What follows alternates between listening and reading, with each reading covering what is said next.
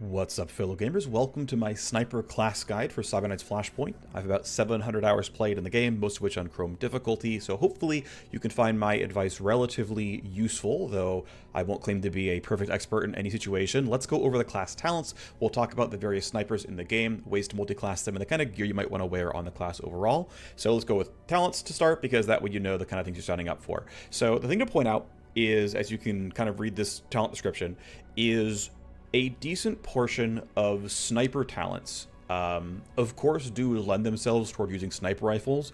They will specifically say that they are single-shot attacks. Single-shot attacks are sniper rifles, railguns, and revolvers. Other things are semi-automatic or burst fire or whatever, and so single-shot directly implies one of those three kinds of weapons. Now, some of the talents in Sniper, in fact, require a single-shot weapon. A lot of them, however, do not, and thus it gives you the ability to play Sniper with, like, a sword. You can play Sniper with dual pistols. You can play Sniper with an assault rifle. There are a lot of other specs you can go for, but obviously there are some talents you kind of have to avoid if you're not using the relevant weapons here. So Skull Shot is, first of all, I think quite good. I would generally not invest into it very heavily because I think the extra points aren't quite worth it. But it's simply, if you get a kill with a single shot weapon, give yourself 3 AP back. Great. Getting 3 action points back about twice per mission is really good. It's worth the point. The asterisk here, and it's going to be a little bit awkward about a lot of things in Sniper here, is that 2 of the primary weapons they use, which are sniper rifles and revolvers, have very, very high crit damage. Which means that their damage is highly variant. Either you crit and deal triple damage, or you don't crit, and thus you probably don't kill the guard. And so the tough thing can be like, okay, well, do I wait until the guard has like 50 health left, and then even a glancing it guarantees the kill? In which case, I'm throwing a lot of damage away, and I'm basically spending 3 action points to get the kill, just to put 3 action points back. That's not great. Or on the other side of things, you could be like, well, my crit chance is something very high, like 50%. That's actually pretty lofty. I have 50% crit chance. Okay, well, half the time, Skull Shot will trigger and give me the 3 AP back, and half the time it will fail, and I've used the talent and I got nothing for it. That's the unfortunate, cruel irony of playing Sniper, specifically with Skull Shot. Especially, you call the shot, you say, I'm going to attack with Skull Shot. Whether or not it succeeds, you're still spending the talent cooldown. You just may or may not get 3 action points. Now, there will also be plenty of times where it's the best shot to take no matter what, and, you know, opportunity cost be damned, like, you should take this shot. In which case, if it's up, just take the 3 AP, right? It's like, well, you know, my first shot didn't kill, but the second shot, well, I've got follow-up here, I've got 3 action points. I mean, I might as well go for it, because his guard has to die. Cool, there's no, like, you know, loss of value here, but just want to kind of point out that there are a couple situations here where it's a little bit awkward. Not too bad, this is kind of the most awkward of the bunch, but yeah, by the way, it's there. The upgrades are -3 on the cooldown, but again, spending a whole bunch more points to drop the cooldown from 6 to 3 means 1 or 2 more charges per mission.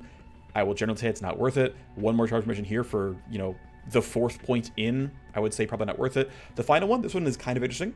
It's only 3 points in, right? You get 1 on the cooldown and then go here, is for the rest of the turn and get 25 crit chance. So that can really help, because you often would like to get 100% crit chance on a sniper rifle or revolver in order to guarantee your further shots will one-hit people. That's a pretty good thing. It gives you 3 AP back, which means you're probably going to get another sniper rifle shot. That's a good thing. The one downside is, by definition, via Skull Shot killing something, you no longer have your focused fire buff, and thus can't ignore recoil. You've got to find a way to solve that. That's going to be a kind of consistent thing in the sniper class, is you need to try to find ways of solving the rather high recoil of sniper rifles after getting a kill. If you're staying on the same target, it's not a problem. You always ignore recoil in those situations, but hey, by the way, in other situations, that can be scary. Just kind of point it out. This is like an okay grab, but I don't think it's super important. I think you can kind of just take Skull Shot by itself. It's pretty easy to grab. It's 3 AP as long as you're using some kind of single shot weapon. Final thing to bring up as well is this does work with revolvers. Revolvers only take 2 AP to shoot, so you can use Skull Shot on a revolver, get 3 AP back for a 2 AP action. That's pretty good as well, and you can do some mixing, matching, and whatnot, but wanted to kind of point that out. Next thing here in the middle is Hit Streak. So this is the first of our talents that does not require a single shot weapon. It's if your attack deals damage. Congratulations, now on a hit streak, and you get a stacking 3% crit chance buff as long as you don't miss an attack and you don't move. Now, there are ways to get around the movement downside. We'll talk about that later. But essentially, for this and the next turn, if you don't move, because that's the duration, right? This and the next turn, 3, 6, 9, 12, 15, whatever crit chance, depending on the kind of weapon you're using. Like, if you're using a basic pistol, you can easily attack 3 times in a turn with no downside. If you have someone printing AP for you, you can do more than that. If you're using Skull Shot, you can get more than that. And so Hit Streak is one of the ways you can say, hey, by the way, let's get the crit chance here. My chance is good enough now. We're going to have reliable Skull Shots, things like that. Pretty reasonable. I have found that I pretty often need the extra duration of Hit Streak sometimes, that 2 turns can often not be enough for me, and that I still have more enemies in range, especially with some other tools we'll talk about down the line, but the duration increase can be pretty relevant. Also, if you're taking Hit Streak in the first place for 3 crit per hit, well, here's +2 per hit, here's another +2 per hit, and here's a 2-pointer of +3. If you like Hit Streak, you probably like the next 2 in line because they're doing really, really similar things. Now, it is also possible to overcap your crit chance in Sniper. It's not super easy, but it is possible. And so one thing to keep in mind is that in a sort of a later game build, you might not want to rely on Hit Streak too heavily and find other ways to do it. Final thing to point out is because you get 2 charges here, you can get a lot kind of going on. You can get a 4th charge of Hit Streak, and that can be pretty nice as well. So just want to point out, cool, you can get a lot of crit. Pretty fun stuff there. All right. Next one of the intro talents is going to be Deathwatch. So Deathwatch is the sniper's unique spin on an Overwatch talent. Things to point out are that it requires using a single shot weapon. So again, sniper rifle, revolver, or railgun. It comes with baked-in accuracy, and the nice thing is it comes in with a second charge out of the bat as well, or out of the gate as well, which is really, really nice. If you want to get more than 1 shot in the individual Overwatch, you need to have 3 AP banked up on a sniper rifle, or at least 2 AP banked up on a revolver to make sure that you functionally are saving a full shot's worth of action points coming into the next attack. And then you can do that. Again, I want to point out that single-shot weapons tend to have very high recoil. Sniper has really poor recoil control in the class itself, and so if you go, oh yeah, I shot twice, then I overwatched, and we didn't roll over the next turn, a recoil didn't roll over, you're going to have like 50 recoil on that attack, and the accuracy is going to be pretty bad, so be careful around that. You kind of want to jump into Deathwatch if you're basically at the end of the initiative, you've attacked twice, you end the turn, you then go into Deathwatch, or you go into Deathwatch, and then like the turn ends, rolls over, and then bam, your recoil rolls back over to 0. That's pretty useful. Ultimately, I don't find I need the 3rd charge. I don't find I need the cooldown very much. You can, of course, add to the firing angle. You can add to the accuracy. Some reasonable stuff here. Revolvers have middling arcs, and snipers have very, very thin arcs. So if you're trying to cover more than 1 guard at a time, you actually might need some of the arc increase stuff over here. But it's pretty expensive to get there, and so I wouldn't really recommend it because there are other really good talents to go for. Let's go up left-hand side of the tree through remote support. Up first is Perimeter Eye. I think this talent is low-key actually pretty good. So this requires direct line of sight on the enemy. Scope of visible enemy means you can't have a wall between you and them. The wording is not, I think, the most clear, but it is a very, very long distance and a pretty good radius. That is a radius you can increase right here if you want to go to 16. This will pretty easily give you a lot of look-ahead value. I would say you don't need the duration increases. These just, I don't think you have to care. You're going to see the guards for this and the next turn, or whatever the next 2 patrols are going to be. I have found that is basically always enough to know what I need to know, so I would never go and take this stuff. If you want to go into this and scope out the enemy a bit better, if you're maybe not relying on the Cyber Knight's look ahead, it's AoE, so it's in some cases better than the Vanguard's anticipation. There's no damage that goes with it, so it's more, do you want what's coming out of this? But if you're already going up the left-hand side of the tree, it's right here as a quick grab. It's fine. It's pretty usable. I will say the fact that you can't use this through walls has a bit of a downside. A lot of times you want to know what a guard is doing and you don't have direct line of sight on them. That'll happen a decent portion of the time. But again, it's basically right there as a 1-pointer and, solid overall. We come up through the left-hand side of the tree. We get a bunch of crit and stealth crit and long-range accuracy. And we go into Strike Zone. Strike Zone is, I think you could argue, it is the strongest talent in the game. It is certainly up there. It is really, really, really, really, really, really good. So it is 10 crit chance, minus 10% multiplicative armor, which for a captain can be like deal 50% more damage, which is absurd, and 10% hit chance, which is not bad. Again, you put it sort of with a very, very long range, by the way, 35 meters, 10-meter radius is very large as well. you can basically designate a group of 3 to 5 enemies and say, whoever you are, you're taking somewhere between like 25 and like 75% more damage.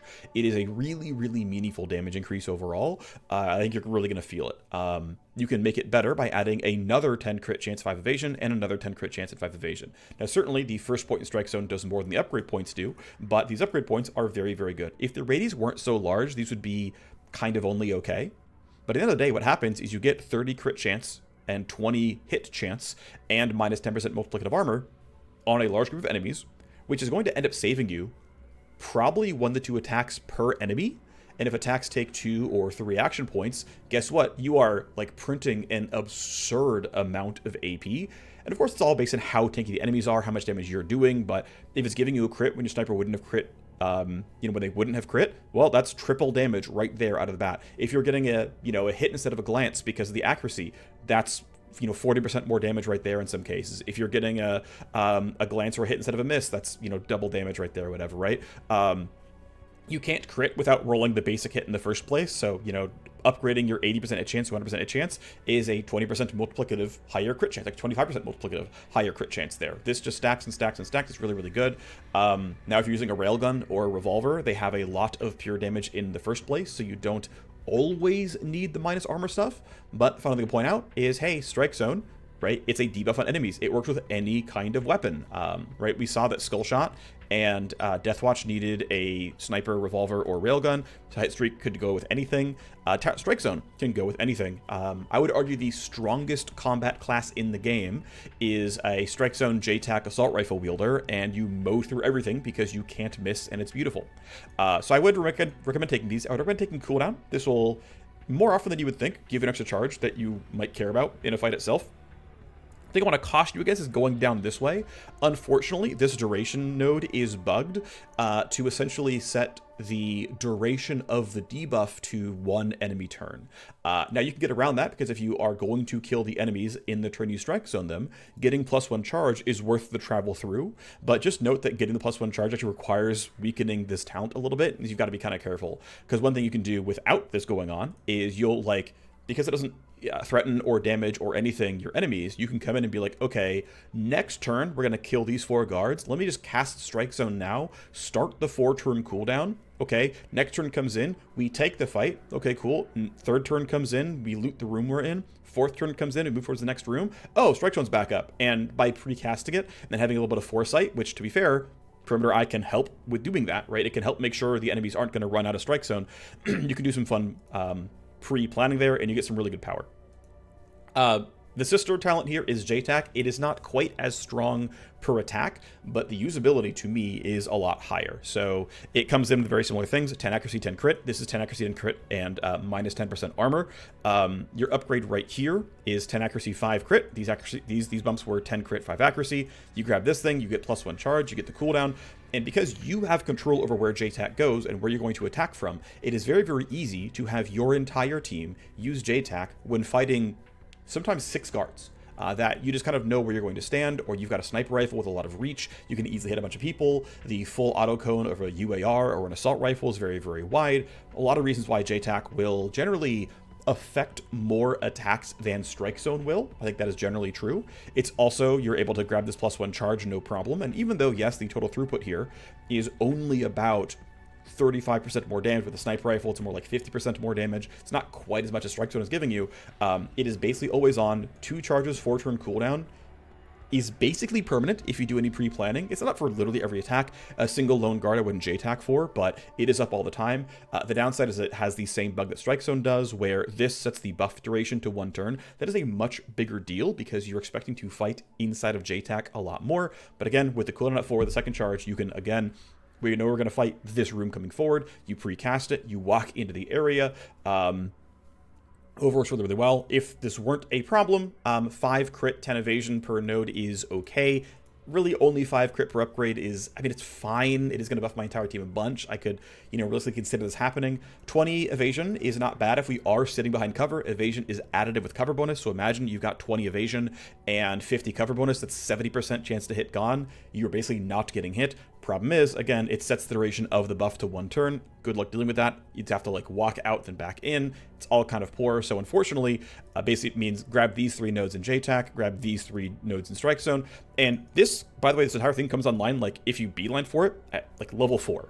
And it is an extremely large amount of power. Very, very good. Just, hey, by the way, this is probably the strongest talent build in the game, and it's at level 4. Move on to the final point up here. Quiet Kill is a passive, and it works with stealth. When killing an unaware or suspicious target, gain 10% all ranged accuracy, 10% crit chance, and the duration is end of next turn, and you can make it next 2 turns. So you get, hey, if you can knock down somebody stealthily, which, by the way, right, if you attack someone, they turn alert. So you must one-shot them. Either you gotta weaken them from a scourge or something. Even a stun, by the way, if you stun somebody or brainworm them, they turn alert. So this requires that whatever you're doing is a one-hit kill. This can be doable with a basic pistol. This is more reliably done with a like really strong sniper rifle or assault rifle or revolver. If you're going into some kind of shenanigans with like gunslinger, with like gun kata or fanning, you can get like so much damage that you're going to get a kill no matter what.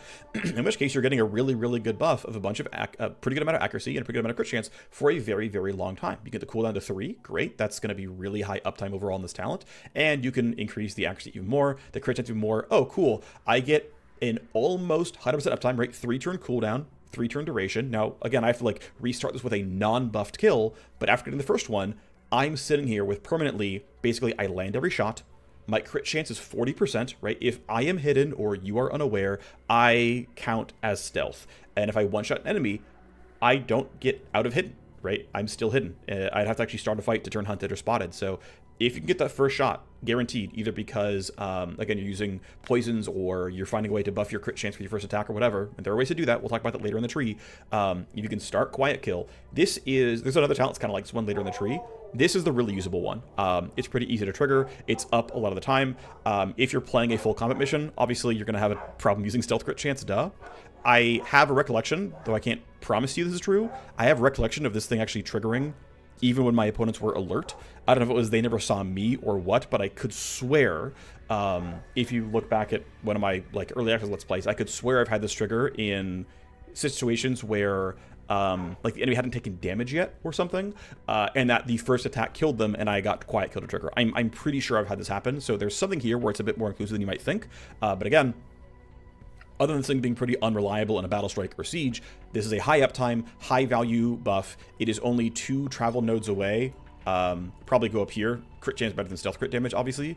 It's 1 travel node away from Ness. It is 2 travel nodes away from JTAC. This thing is very reachable. And again, it is the highly usable one because most of the buffs here is flat accuracy, flat crit. The duration's very good. The cooldown's pretty solid. This is a very good talent.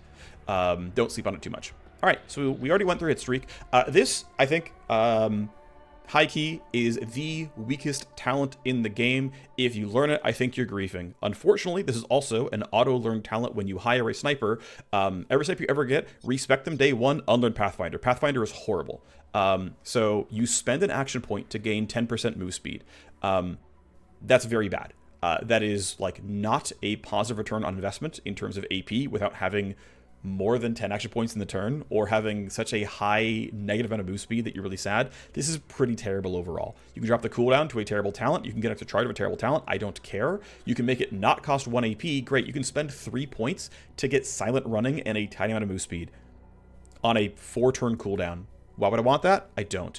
I can generate a little bit less recoil. This is too small to really matter, realistically, right? This is right here, adjacent to hit streak. I would say to simply multi-class in a soldier and take just take Iron Grip as a better recoil reduction talent. This just, like, to me, is truly not worth it. I mean, I'm not going to say it's like, okay, maybe it's not literally the worst talent of all time, but, like, it's so poor. The fact that it costs 1 AP is the biggest downside. If it didn't, I think you could maybe make a consideration for it, but this talent is truly terrible. It is action point negative in basically all scenarios, and 10% less recoil gen. There are other ways to get around this. You can, again, learn other combat buffs. I just wouldn't bother. Never, ever, ever learn or use Pathfinder. It's pretty horrendous. Get some long range accuracy, get some HP. You have some talent nodes here if you really want them. Ballistic damage is not a bad node overall. 1% crit chance per hit in the streak. Obviously, you go through all of this first. But yeah, a lot of these nodes actually will buff up hit streak if you're relying on that as your playstyle. If you want to, go ahead. But these are just here as like secondary nodes that exist. I would probably skip both of them. Nest is one of the other incredibly good talents here in Sniper. I want to note, again, this thing does not mention single-shot weapons. You can use Nest and Hit Streak and Quiet Kill and JTAC and Strike Zone and Perimeter Eye, right? Everything up with this entire group right here. It's just these two so far. These are the only two so far that require single-shot weapons. So again, if you're not using Sniper Rifle, that's fine. Have fun. You get stealth crit chance. Okay, well, again, you have to probably want to get stealth crits if you're not using a gun with crit damage on it. You're not going to really care that you have a 25% chance to do 50% more damage in your E-rifle. That's pretty mediocre. That's not huge upside. If you're using a pistol where you're doing triple damage on crit, that's a big deal. If you're using a revolver, triple damage on crit, it's a big deal. Sniper rifle, triple damage on crit, big deal. Nest allows you to trigger quiet kill, right? Bam, I have so much crit chance, I'm going to get this kill. Here's the buff. This one's on. I can move, all kind of good stuff. So Nest, again, one of the really good talents here. Buff yourself with a ton of crit chance, and Ballistic as Extra Pure is a really, really, really, really, really good line of text. The vast majority of ranged weapons deal like 90% ballistic damage. Now, revolvers don't. Revolvers are like 150 ballistic, 100 pure. And so getting 25% of 150 is adding, what, like 37 pure damage on top? I think that's the math. So adding 37 pure damage on top of your already 100 pure damage. It's like, oh, it's not that big of a deal. And railguns are pretty similar here, but pretty much every E-rifles are also in this boat. E-rifles have almost 50-50 split here. But if you're using any like true ballistic weapon and not a revolver, you're going to get a lot of value out of this. And again, stealth crit chance is really nice. If you're using a pistol, pistols only have stealth crit. These semi-auto pistols, and it's just really good damage. Now you can grab 5% ballistic as pure here. You can grab another 5% there. Ignoring 2 flat recoil is pretty minor. This only matters if you're switching targets or shooting full auto.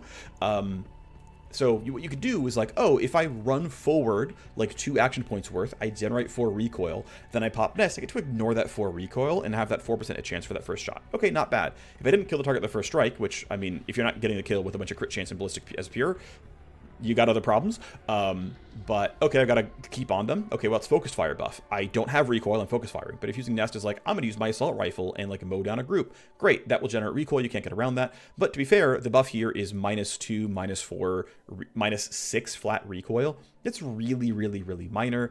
I don't think it's terribly important. I think this is like just text for the sake of text being there. It, again, is maximally 6% accuracy, which just honestly, to me, is kind of meh.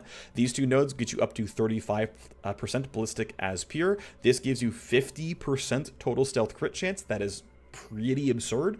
It is not hard to get your crit chance the rest of the way where you want to go. It's really, really, really good. Want to point out, by the way, right, hit streak can go up to right, 10% crit per hit in the streak. You go into strike zone, you can get 30% crit from this, and you can get 15% crit from JTAC. Guess what? If you have any tech at all, and spoiler, every single sniper has, we have tech here. We have crit chance and stealth crit chance here. You come up this way. Again, has long range accuracy, but like, yeah, there are totally ways to get the crit damage, get the crit chance, and guess what? With any kind of significant buffs here, plus Nest, you will get yourself to 100% crit chance. Guess what? Nest now says, congratulations, go deal triple damage on every attack with a sniper rifle or revolver. Okay, sounds good, which means I've one-shot whoever I've shot, which means quiet kill pops, which means now I can run around and I can like lose some of my Nest buffs here, because if I run around, right, cancel my movement. If I lose Nest, don't worry, quiet kill's on for 3 more turns. When quiet kill turns off, I can pop Nest again. Guess what's gonna give me? I can get a second charge. I can, yeah, the cooldown's at 5, that's gonna be too bad, but like, I can Nest on turn 1, I can Nest again on turn 4, and then when's it due again? Oh, turn 7, cooldown's back. I can easily Nest, take a turn or 2 fighting, run around, Nest, take a turn or 2 fighting, Nest, and I'm constantly going back and forth triggering quiet kill and having this, cover all my accuracy and crit chance when I don't have Nest on. Now, do you absolutely need all the points here? I find myself thinking that the +1 charge is really, really valuable. I find that it is pretty expensive to go all the way here for the 25 crit chance. I mean, there are other ways of printing crit chance, but like, if you want to spend all 8 extra points in Nest, yeah, pretty reasonable overall. And of course, it can last for up to your next 3 turns, which is going to be a lot of combat. It's 12 or so, attacks coming out. It'll be pretty good overall. And again, the fact that you're guaranteeing this kill with all your crit chance and ballistic damage and extra pure and whatever, it just means now skull shot gets to be really, really reliable. Again, I mentioned that you have to find a way to solve the crit chance dilemma, and Nest is the most direct way of doing so.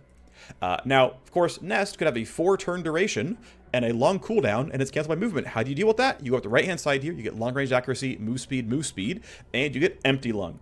Empty Lung, I would not bother learning until you have Nest and you feel good about it, but once you get it, you should feel really good here. So Empty Lung is very, very short amounts of distance, but it lets you move a little bit at sprinting speed. You don't generate recoil, which is like not a very big deal, right? It's 2 recoil per action point. It's pretty minor, but it lets you not take off buffs that are canceled by movement. That means hit streak stays on, which is why you might want the hit streak duration increase. It means Nest stays on, which means you might want the Nest duration increase. You can increase the AP to up to 4, which isn't a ton, but it's something. If you multi-class into or from Vanguard and have Blend, Blend is also stopped by movement. Guess what? It stays put there. There's just a few talents, across the various trees that say, hey, by the way, canceled on movement, be careful. And so Empty Lung lets you do some really cool cheating there. And the nice thing is, Empty Lung comes through a bunch of things that don't require what gun you're using, right? We still only have 2 single-shot weapons attacks so far. Some of the notes, to be fair, are like crit chance per hit in the streak. It's this one right here. There's this one here. I think there's one up at the top. Yeah, there's one right there as well. Here's one. So you can like get a bunch of extra if you really, really want all this stuff. But realistically, yeah, Empty Lung is here to serve the purpose elsewhere. You sadly can't get an extra charge. You can get the duration, sorry, the cooldown down to 2, which means like I can pop Nest, I get some kills, I Empty Lung somewhere, then it means I have to take my next turn to stand still. Right? Whatever the turn after Empty Lung, I have to go do a bunch of attacks in. But because you can like, yeah, I'm going to move for 3 AP, you can do something like, oh, I pop Nest, I burn my AP. Okay, it's turn 2, I shoot once for the last kill, and then I Empty Lung forward 3 action points. And then next turn, I spend 6 AP shooting. Okay, cool. I spend 3 action points moving forward on Empty Lung. I'm in range, I take a shot, right? And you can do this like, move for 3 AP, shoot for 9, move for 3 AP, shoot 9 every other turn. And it kind of works out pretty well. Pretty decent stuff. Empty Lung, not much to say. Obviously, it's kind of expensive to get this last little bit, but yeah, if you're already investing into the Nest shenanigans and the amount of damage here is really, really good, it's pretty good overall. No complaints. Skull Shot, we already talked about. We move up here, we get some more crit chance and stealth crit chance. So the nice thing is, right, there are a lot of nodes here that give you, if you're staying in stealth, 4 crit per node. This really does add up. You're going to find yourself not needing that much extra help to get the 100% crit chance you're desiring.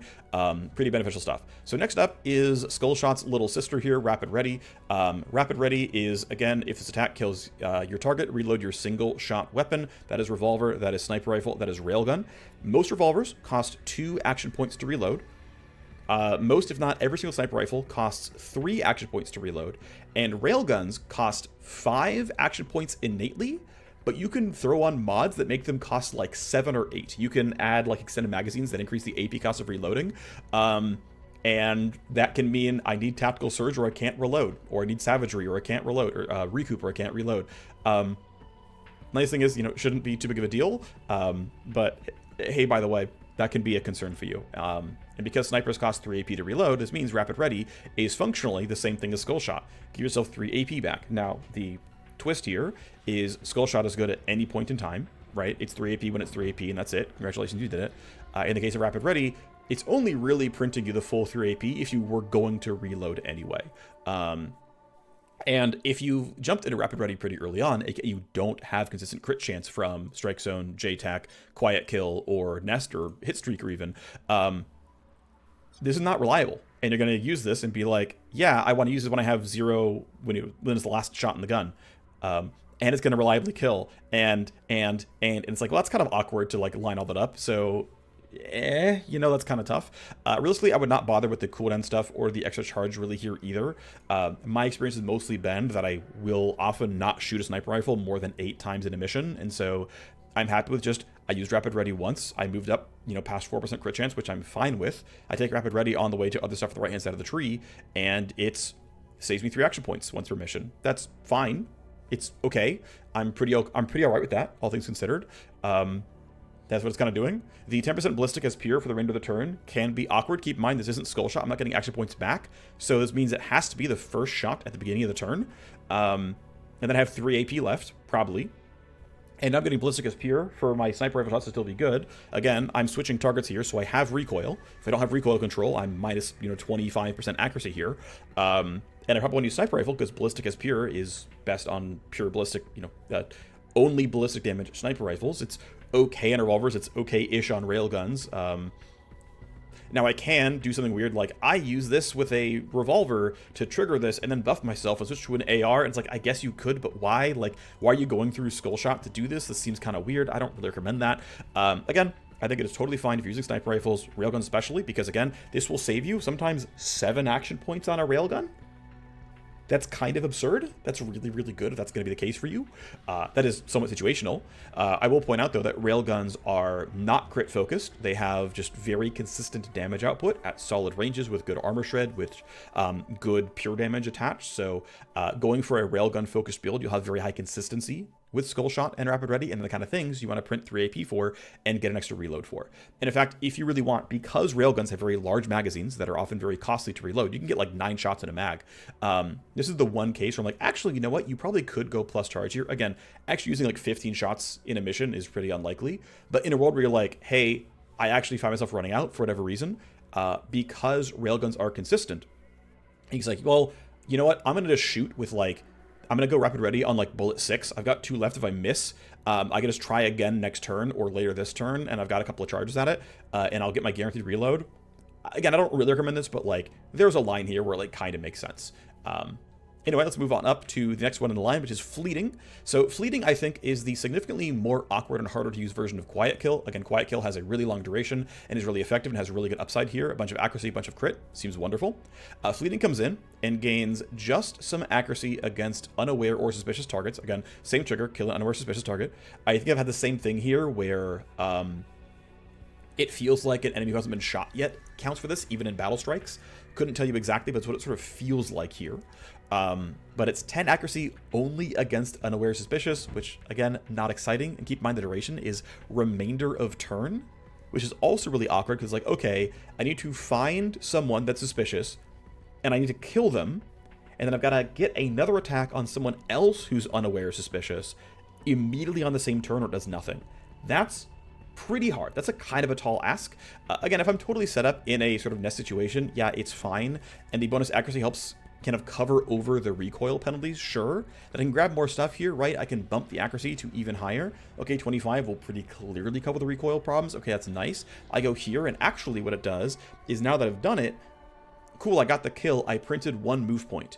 Okay, well, if you're getting guaranteed kills on unaware enemies because of Nest, you don't want 1 move point. 1 move point is like a waste of empty lung. You're not going to go very far. And yeah, you can be like, well, you know, I ran up somewhere, I had like 4 AP left. I shot with a sniper rifle. I got the kill. I have 1 AP left. All right, that printed me 1 move point. So now I have like 1 AP, 1 move point, and some move speed. And now I'm an empty lung for 2. It's like, yeah, that's like kind of there. But like, I tried to play a playthrough on functionally. I don't think it was on Chrome. It was like on it was elevated difficulty to some degree, and I, was hitting power level 10 enemies, and I'm using my late game sniper rifle with like maxed out health slider, and I'm like, well, I triggered Fleeting, and I'm like, I don't want to run 1 step forward and break a Nest. Like, the reason I'm in this class probably is Nest, and I'm breaking that, and I just like found that I never got good use out of this. I would occasionally be like, you know what, I'm far away anyway, we'll just break Nest, whatever, I'm gonna run 1.1 squares forward. Okay, did I really want this? Like, did I need this to like, butt up against my, max talent cap? Not really. Okay, cool, I can spend, +4 to get the extra charge here. Okay, cool, now like 3, maybe 4 times a mission, I print 1 move point for a total of 5 talent points. No, I don't really want to do that. I don't want to spend 5 talent points to print 3 to 4 move points. If the stars align, like, this is like, I have felt not really worth it. I would not bother. Quiet Kill, very good, feels really reliable, does a lot of stuff for you, feels wonderful. Now the other side of Fleeting though is it does lower your alarm level to Hunted, which is really valuable. What this says is actually accurate. If you are spotted, any alert enemy can open fire on you. If you are hunted or unseen, hidden, or whatever, alert enemies cannot open fire on you. They must make visual contact, which means if you're hiding behind cover, congratulations, you're totally safe. And so in a world where you're like, ah, shoot, I got into a fight, and you're like, hold on, let me 180 kills other random guard, and now suddenly I can't be hit, that's obviously a little bit weird. And keep in mind that any of your other teammates who are in a bad way, guess what? They're gonna, be attackable as well. So I also found this to be a little bit hard to get really high value out of. Ultimately, I would say, honestly, skip Fleeting. There's other ways around this. You're going to probably take Empty Lung a lot, and you can come up through here, and it's fine. I understand going through Rapid Ready, you might want to come up this way into Empty Lung, because if you're already here, why not spend this one? I mean, Strength Ballistic is fine. Fleeting is just kind of here on the way. It's not going to get in the way. Here's Empty Lung right here. Here's Weak Spot right there. Like, I can kind of see it, but realistically, I would like almost rather you come over this way and find some other like strange pathing. But this may be not true. If you're not hitting talent limit, I would just go here instead of taking strange pathing, but it would be a real consideration. Let's go to the right hand side, which is zeroed sights. It's a single shot attack that gains a little bit of optimal range and further ignores a bit of recoil. You can upgrade it to ignore more recoil and gain more optimal range, and you can do it again. So you can get 30% optimal range, and you can ignore 9 recoil. Again, this means you get 9 situational accuracy, which is okay. For the most part, none of these single shot weapons really run into a point where 30 optimal range is going to be needed compared to the actual max range of the gun. You're still capped by the gun's max range. In most cases, you only need about 10%. In the case of a sniper rifle, where your gun's like max range is like 45 meters, and if your optimal range is like 40 meters, and you're trying to shoot at 45, the penalty for shooting outside optimal range is the square of the meters difference. So that means if you're off by 5 meters, that is 25 accuracy. And so this can, pretty clearly give you something like 16% accuracy back, which is pretty good, or even 24, right? If your optimal is 40 and you're shooting at 45, 10% of 40 is 44. So now instead of a difference of 5, it's a difference of 1. So instead of a accuracy malus of 25%, it's a malus of 1%. Okay, this thing can give you a really good amount of accuracy sometimes. Maybe you want to go +1 here and like guarantee that every gun you ever use doesn't run into this. And hey, it's also going to give you 3 or 6 or whatever accuracy from that. So like, yeah, this thing can sometimes print you almost 30% accuracy for a single shot. But it's, hey, 30% accuracy for a single shot with a single weapon. You know what else prints 30% accuracy? JTAC, basically, right? Or Strike Zone, close enough. And it affects your entire team. And it's with all guns. And the duration is more than a single shot. And zeroed sights is clearly worse than the left-hand side buffs. Again, it is functionally an accuracy buff here. There aren't a lot of other accuracy buffs. You can't always have quiet kill on, but when you do, it's 25 accuracy. It's generally going to do more than zeroed sights will. Again, it's only on for a single attack. And for the most part, basically, for railguns, revolvers, and snipers, again, like, there's just not that big of a difference for it to really matter.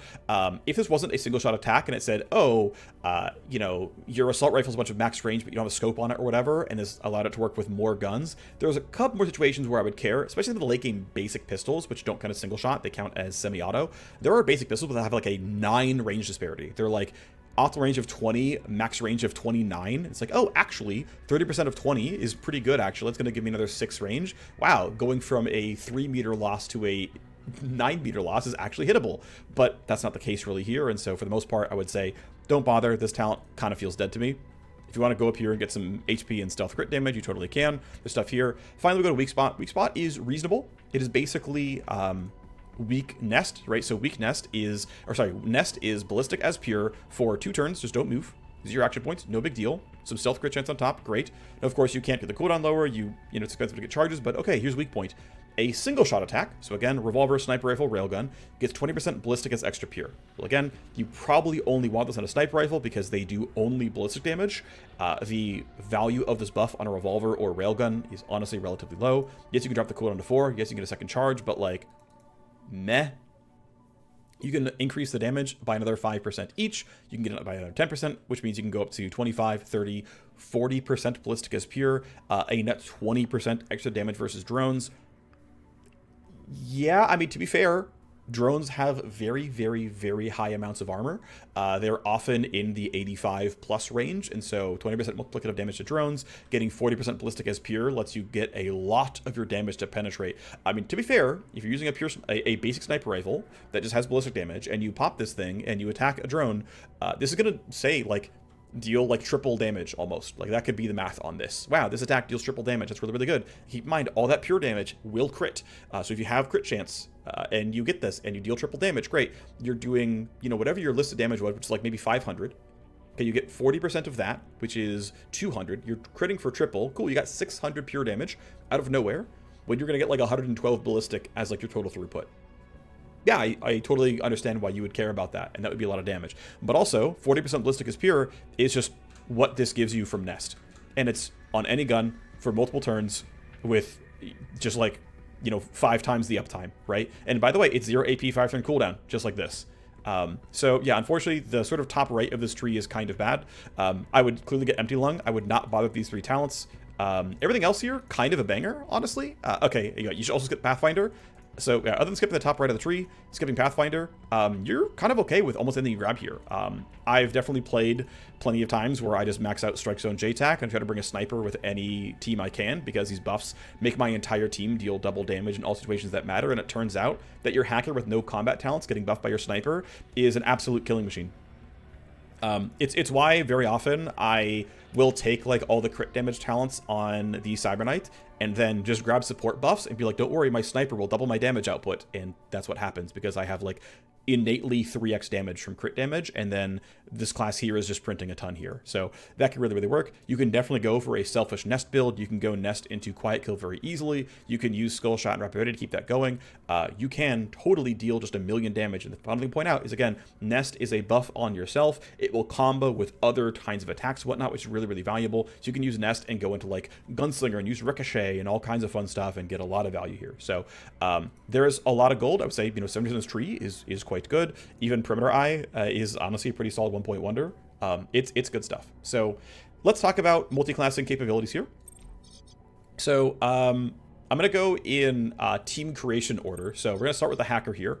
I would not recommend this too much. The thing I'll say though is, because hackers are natively high in tech, and if you are speccing into hacking talents and you're a little bit talent point starved and you can't max everything out, well, the fact that you're getting a bunch of tech here from all these various nodes means you've got pretty good crit chance, likely, which is going to combo with using a sniper rifle or revolver, who have a lot of crit damage. If you want to kind of skip over and be like, well, I would like some half decent kind of disabling talents, well, Packet Loss is 25 meters out of the box with +1 charge right here, plus duration right here, +5 meters if you really, really want them right here. Oh, it's going to line up really well with your long-range weaponry. You can come in here, even if it's just for packet loss. And right now, the cybernetic slot that the hacking deck is actually in has 0 overlaps. There's no opportunity cost other than it takes up one of your 6 cybernetic slots, so it's kind of reasonable there. You can use prank as well, try to pull an enemy around. This is, I don't know if you really want to play the like weird stealth sort of situation, but you totally could if you wanted to. There's a bunch of anti-drone stuff here. I don't recommend this very heavily, except to say that if you're a primary hacker, going into this is kind of reasonable. Next one is Vanguard. There's some really nice stuff here. You can get a lot of crit chance here. You can get 20 stealth crit chance from Silence. You can get, I think, yeah, you can get 50% stealth crit chance from Blend. So with just Nest and Blend, and yeah, okay, 1, 2, 3, 4, 5, 6, 7, 8. It takes you 8 points to get into Blend with a plus crit chance. Okay, fine. But with just Nest and Blend, congratulations, 100% stealth crit chance. Now, this will drop after your first attack, but hey, guess what? You can blend and use Empty Lung to keep Blend on for a little bit longer. You can get +1 charge Blend. In fact, it's on the way in the first place. And that would allow you to grab what you wanted to grab with Fleeting or Quiet Kill or whatever, and make that whole thing keep going. Pretty valuable stuff there. Yeah, it just kind of works overall. There's not much else to really care about here. I mean, Refract can be kind of nice, just because it's just a really, really good talent overall. You can try to lure people and use that, because again, you can get the range pretty long. You can get the radius to 15 meters. You can get the actual cast distance to 25, which means 25 plus 15 is someone who is 40 meters away can be lured to a new point, which means if you're stuck there with Nest, you can lure enemies and be like, here, go over here, and it's 1 shot, 1 kill, 1 shot, 1 kill, and you can go on a Nest streak. That can work pretty well overall. The other stealth option here is Agent EX. I think this one is less useful. Obviously, you aren't going to care about the aim lock automatic stuff here almost at all, other than you could like pop Nest and then use double SMGs or use JTAC Strike Zone for damage and go that way. You probably shouldn't need Smokescreen. In fact, the cast range is so low, you're not going to help your team almost ever. It's a lot harder to use Shadow to draw enemies away. They have to, I mean, it's not horrible. They have to be able to see that 30-meter long point, but it's not the easiest thing to ever do. I wouldn't really recommend this. I think a lot of the talents are kind of hard to use, but if I recall correctly, I believe Glitch counts as not moving. Someone could correct me in the comments below, but I'm pretty sure Glitch will not stop Nest. I don't know if this is actually really a great idea, but it does let you cover like 10 meters or 12 meters if you really, really want to. Again, I don't super seriously recommend this, but I guess you could if you really wanted to.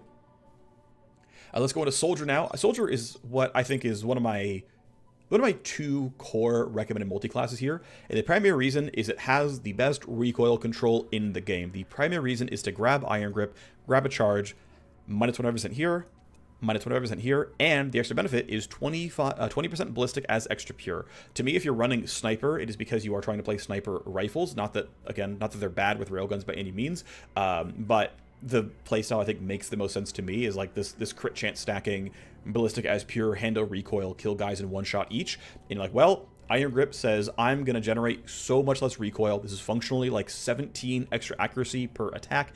It's functionally something like 35% more damage per attack as this stat stacks additively, and I've already got Nest or something else going on. But it works, it goes pretty well there. We can go up the right-hand side, and we can say, oh, yeah, by the way, on crit, and by the way, it is not hard to get nearly 100% crit chance. On crit, please give me 3 action points and a move point. Okay, now we're in a world where, like, recoup plus, like, you know, quiet kill, like, lets me get around a little bit, but, like, you know, whatever. It's like, oh, now I'm printing AP, now I'm shooting so much here. Oh, I might want Savagery if I somehow don't have enough damage. I can get another 25% crit chance here. If I'm not going to go for the blend case and I'm using something else, like, well, don't worry, on kill, get the crit chance, use that to, you know, feed into recoup, and then, you know, kill and kill and kill and kill. Works pretty well. Most other things here don't work great. Plaster Cross is burst fire attack, crosshair lock. By the way, you could also do this to start the streak. It's a bit more accurate to get, or awkward to get to, either going through a full auto reload, which is kind of an XD, but coming in saying, yeah, I would actually like, probably just right here, 35 crit chance, right? Nest is 50, 35 from this. The other 15 is not hard to get somewhere else. I crosshair lock exactly once to trigger recoup, to get the kill, to trigger savagery. This now covers my crit chance requirements, and we're off to the race for a couple of turns. Very real possibility, very real build you could go for. You could use marker sites for a similar thing. Right here is 15 crit chance, another 10 right here. Here's 25 crit chance with, by the way, a range of 35 meters. That is really close to your sniper's range in the first place. It is basically at railgun range, so there's a lot to like relatively early on. I would probably not go for coordinated charge or any of the throwing stuff here. This is all full auto stuff. I would ignore all this as well. Theoretically, run and gun does work. If you really wanted to, this will, you know, stack with using empty lung or whatever, and you can get some accuracy and ballistic damage. I don't seriously recommend you really do this, but it's there. You can get 20 crit chance from this. It's another way to stack crit. I think you'd be investing a little bit too hard into the soldier here, but again, if you don't want to go for the big AoE buffs, there's a lot of selfless damage here that can totally work. We go now to the other really, really awesome sort of set of options here. And basically got to ignore most right-hand side. If you are Revolver, you can go use Link Watch. Link Watch is special because it comes innately with 2 shots, plus whatever you got from AP. You can go Called Shot and get some crit chance here and crit damage. I mean, you could. Again, you could use this instead of not marker sites. I'm going to just go check real quick. Instead of crosshair lock here. Again, I'm not going to really seriously suggest that one.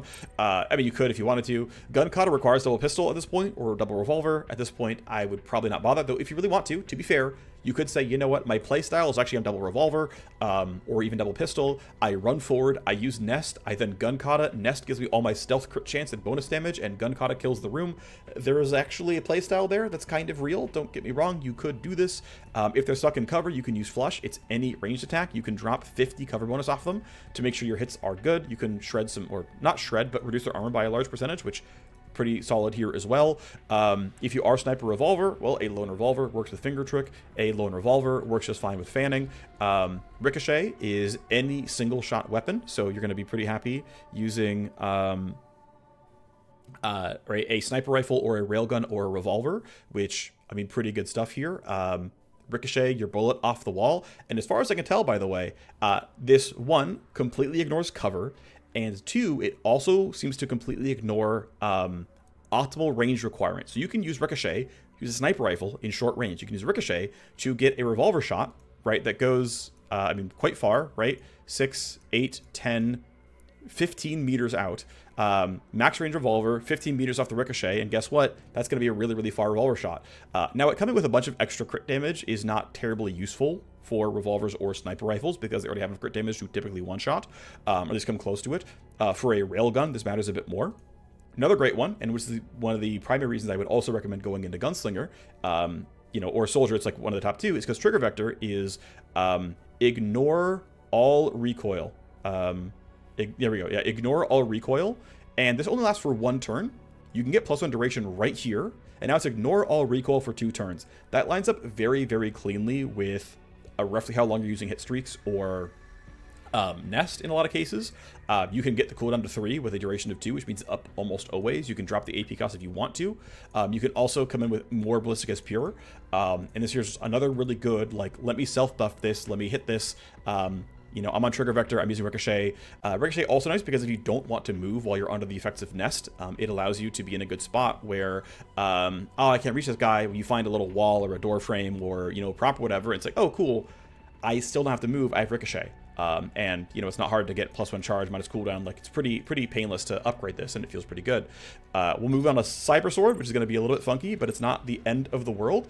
Keep in mind, it is pretty easy to get a lot of crit chance when using a sniper. And so if you come in and you're saying, well, I would sure like to whisper kill and one-hit kill my enemy and get some move points. I need to kill my unaware suspicious target. Well, guess what's going to happen? I get a bunch of crit chance to guarantee the blade swipe actually one hits there. JTAC and Strike Zone are generic damage increases. They are accuracy, they are crit chance, they are target armor.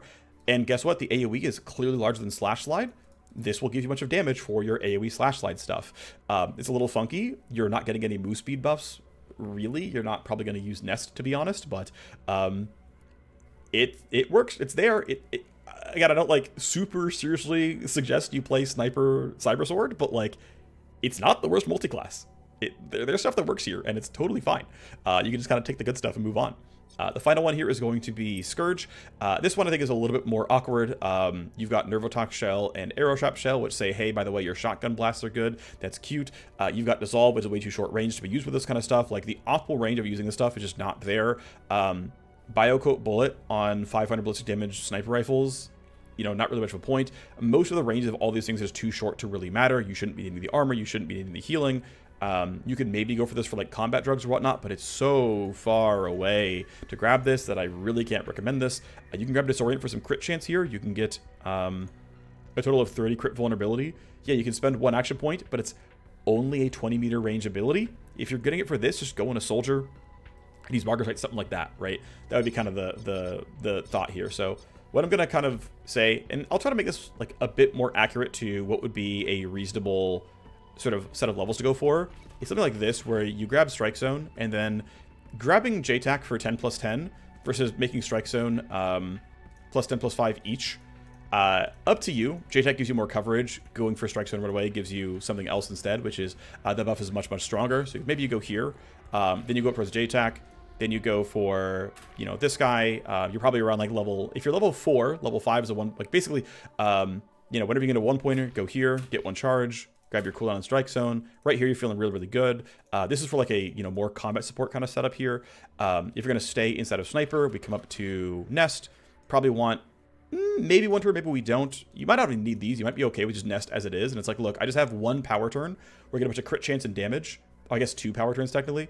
And then it's like, you know, I'm going to get this pretty likely. What if I just kind of go here? And I mean, you could go this way instead, but it would require more points. You could skip these instead. I mean, strength HP and long range accuracy. You could go this way instead, and this would be like maybe slightly better pathing than going up this way. Your call, right? I think this is not unreasonable. But anyway, up to you, right? Either take these nodes or take these nodes. Problem is you have to go for quiet kill pretty early, and you don't have like that much nest value early on. It's a really, really minor point. But again, just consider there's some real choice to make on that pathing. Around here, I'm probably happy with Nest. I might take +1 turn before I go here, and then we can move up towards Empty Lung. I'd probably drop cooldown and increase the range at least a little bit. This now means I can shoot for 3 AP and move for 3 AP. This is pretty solid. This is probably close enough. You can go here. You can go here. You can kind of stop. Around here, you can multi-class in a soldier, do something like this, immediately grab all this kind of stuff, feel really good about it. If you want even more hit chance, crit chance buffs, you can go into marker sights. I don't think you always need to, but you certainly can. You can grab more Overwatch if you want. Go here. I'm actually already at talent limit, by the way, so this is the tough thing, is even at level 31, you're kind of running out pretty quickly. So it's like, well, you could choose to not go quiet kill, you could choose to not go skull shot, you could choose to not go hit streak. Actually, not really, no, you have to get there. You have to get here somehow. You can go through item carry. Item carry does not count as a max talent, so like you could do this, and that would allow you to skip a lot here. You can unlearn these 2 points to grab these 2. You can unlearn these 4, skip hit streak entirely, go this way. That gives you 1 talent and a few points back. You can maybe skip skull shot. That would allow you to go in here and grab recoup plus savagery easily. Come up the middle, and by the very end when you get your 11th talent, you can grab crosshair lock if you really, really want. You certainly don't have to, but it is worth pointing out that, yeah, there are a lot of points you could spend here. You could also maybe skip Death Watch, and that would allow you to come up the middle instead, right? Use hit streak instead of Death Watch. Unlearn these points. All the upgrades are really nice. It's 4 crit chance and 2 accuracy, but you could come this way instead, and, you know, unlearn these 4 points, and then, you know, figure out what you want to do, right? All those are possibilities. You can even, if you're going to respec, you can go with the left-hand side instead, but it's going to cost you more points overall than these two instead of these three. I'm not going to really quibble over those too much, just kind of giving you a rundown of the kind of stuff that I think works really well and feels positive, right? Grab these as much as you want. Probably grab those earlier, to be honest. Should have and didn't.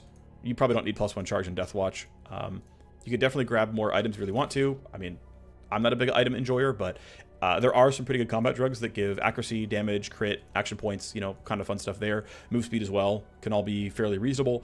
But this would be like a pretty solid example. Another one would be going into Gunslinger and going up left-hand side and getting more there. So next thing to bring up is gear and playstyle. So I don't have everything in this one ready to go right now, but we can do some really quick comparisons of possible options. So here's, like, for example, a late game sniper rifle. You can see I crit for 3.3x damage. That's, or sorry, actually +3. I crit for 4x damage here, which is obviously really, really good. And you can see that my max range is 50, my optimal range is 41. So indeed, I can make use of like 20% here. If we look at, let's actually compare it to like show what it's going to do. It's like, yeah, okay, I have a lot of mods here. I've added, by the way, 5 max range here with this barrel. So normally it wouldn't be this way. Like if we use a silenced suppressor, for example, right? Here's the 41-45 I talked about. You only ever need the 1 point in that. If you do take the loud barrel, though, you now have room for a 2nd point for range. If you really want to hit somebody really, really far away, though keep in mind, again, things like ricochet can cover for that. One thing to point out is these guns can often be pretty variant in terms of noise versus max range versus optimal range. It can be pretty common to get to a state where you just can't silence your sniper rifle properly, and so it's worth investing or like investigating the sniper rifle market. Let me show only snipers real quick, and we can kind of look through, right? And it's like, yeah, okay, here's one that's loud at 45, here's one's loud at 54, and you notice that the max range is only up by 2, optimal's up by 5, but the noise is up by 9. Yeah, good luck with that one. Okay, we're back to 46. That's pretty playable. We go to the par. Oh, it's back to 55, 47, back to 59, back to 48, up, you know, still at 49, right? So it's like, hey, by the way, there's, you know, some real consideration to make here around, you know, be careful how good your suppressors actually are. Because if we look at like market mods, for example, and we say, hey, only show me sniper barrels, right? There's some loud barrels that add more noise and add some max range, which allows you to come in and use the weak point benefits. Or you can get, you know, -20, -25 noise here. When you consider what these guns were actually doing, you're like, yeah, okay, is -20 or -25 going to do enough for me? Well, if I'm here, -20 puts me at 34 meters, which is very, very loud. If it's a straight line map, I'll be fine. But if it's not a straight line map, I'm like kind of surrounded, I'm going to make a lot of noise that I really can't deal with. And so, you know, I have to be careful of that. Whereas here, right, I've got like the best market sniper rifle in the game with the best market silencer. -25 puts me at 24. That's pretty usable. I'm not going to have any really big issues by dealing with that. You can see, right, 10 recoil for the really small snipers, 30 for the big ones. Be careful, right? You may or may not have to care about that situation overall. As far as cyberware is concerned, I've got some of this already installed. Display link, just too good. Crit chance is something you need all the time. Range accuracy, good always. Crit bonus damage, you know, can feel like overkill sometimes, but sometimes it makes a difference. The options here for legs really comes down to, do you want to multi-class into soldier or not? You can get 30% reduced recoil right now. On a lower level one, you can get 25% reduced recoil. That's basically the same as getting like +2 into Iron Grip. Ultimately, these are usually enough, right? With %30 recoil gone, with 4 recoil ignored, with another, you know, 6 or whatever recoil ignored from Nest and whatnot, you get to a state where it's like, yeah, I'm generating 30 natively, but like I have -30% from the ankles. I am, in this case, I am minus another 20% or so from strength. I'm discounting the 4 here from synth muscle. So it's like, well, I have 20% from strength. I've got 30% from the trank. That's 50% off right now. Okay, so my 30 recoil sniper rifle is 15 recoil. I'm ignoring, what, 4 or so from the ankles, but ignoring 4 or so from that. Okay, my real recoil is like 7. Okay, we're fine, right? Second shot's no problem. I'm not going to attack 4 times a turn, most likely. We're going to be okay. And so you can do it that way, and it's fine. You don't need the other stuff, but you probably need a secondary class or surgery to be able to handle recoil generation. That's going to be kind of a requirement. Otherwise, those are kind of the 2 big things, right? Get your crit chance, get your hit chance, and find a way to get your recoil control. Otherwise, you're kind of good. You can get minor things like evasion and reaction, whatever, you know, kind of stuff here. If you put in bone grafts, you can get some more strength, which is % recoil reduction. At a certain point, you don't really care anymore. Next thing, let's talk about the snipers in the game right now. Of course, sniper is a non-cybernetic multiclass, so anybody can become a sniper. In fact, the opening gunslinger here is actually really good for that one. He comes in with revolver accuracy, 10% ballistic as pure, which is really nice, and he comes out with a crit chance trait as well. So low-key, the starting gunslinger can be a actually really good sniper. But Liat is the first. He is the starting sniper you can get from training overall, or from character creation, and I think he's actually a decent sniper, but he's actually probably the worst of the 3 main class snipers. So he comes in with a solid stat distribution, comes with some negatives that I don't really care about. It's like, okay, all it really does is give you some stats, stress is whatever, close quarters accuracy minus is whatever, hacking for AP, I mean, you could make a hacker if you wanted to, but he's worse than the other hackers, so why bother? This is kind of wasted text, but it's like, whatever. What matters is he has +2 tech, or he has 1 to 4 tech from long shot, and 3 to 6 accuracy from long shot, which is pretty good. Great. He has some crit chance. He has some accuracy. He has a little bit of crit chance from tech. He has a little bit of strength and reaction. All these, attributes are pretty good. And then he gets like a little bit of XP, and it's fine, right? The things are generally positive. He's okay.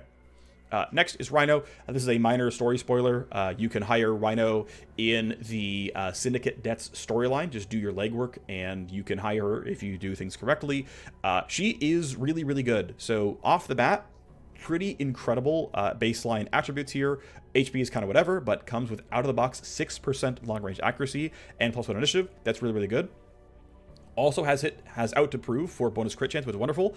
Also comes with marksman for bonus long range accuracy. So, I mean, comes out of the box with +9% long range, right? 6 here and then another 4 here. Goes up to +12.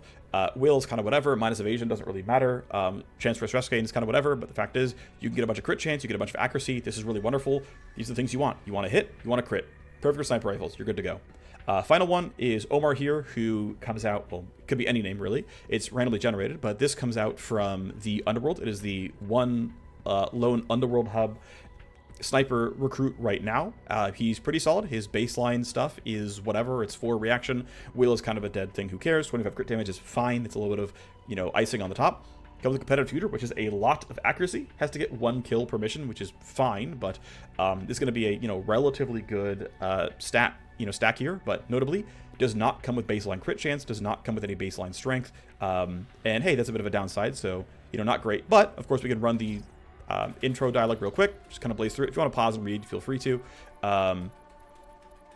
He comes in with a bit of lore, but you get to pick one of your upgrades here. And so you can give him long shot as well for more accuracy and some tech for crit chance as well. You can get some ignored recoil, but you're honestly doing pretty well on accuracy already. I wouldn't really care. You can make him not good at combat, make him good at legwork instead. I probably wouldn't do that, but we'll take long shot and say, yeah, long shot is good for damage. He comes with some complicated backstory stuff as well. He has a friend who sells combat drugs. We can have him join the team. And we can look and say, like, yeah, okay. Well, what you've got here is a lot of long-range accuracy, right? 5 from this, 3 from this. Oh, it comes with 8 out of the box. It's almost as good as Rhino. But it levels up, so it's going to become eventually, closer to, like, 8 plus 6 is 14. Has some crit chance from tech, which is fine, but that's kind of the space you're going to be in with this character. Again, I don't think he's actually the strongest one of the 3. I think it's pretty easily Rhino, but if you didn't start with Liat and you didn't go for the Syndicate, that storyline, Omar's here, and you can get some decent, like very good hit chance and a little bit of crit here. Again, it's not very much. It's 1. You still got to solve it with talents, but there are a lot of ways to solve it. I think that pretty much covers everything here. Thanks for watching. Please feel free to give me feedback on what you want to see next, and I'll see you next time. Bye-bye.